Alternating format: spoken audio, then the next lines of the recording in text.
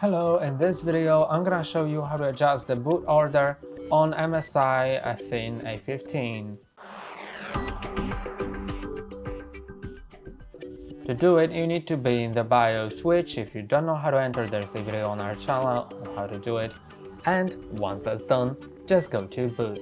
Now you'll see the fixed boot order priorities. So you can find different things like the USB hard disk, the hard disk, USB CD, DVD, network, or USB LAN. So these are the options. And if you want to change the order, then either click on minus while pointing on that thing. So actually, you can see it's kind of weird. It's really weird in my opinion. Like when I click on minus, it sort of randomly changes it. I don't think you can do it with a mouse. Yeah, so it is weird, but in the end you'll maybe finally manage to do it. I don't know, it's weird, it's really weird. But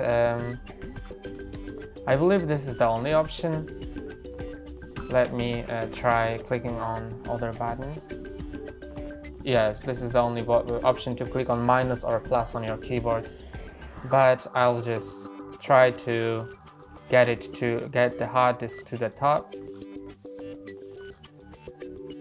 No, that's not okay. Now it's at the top.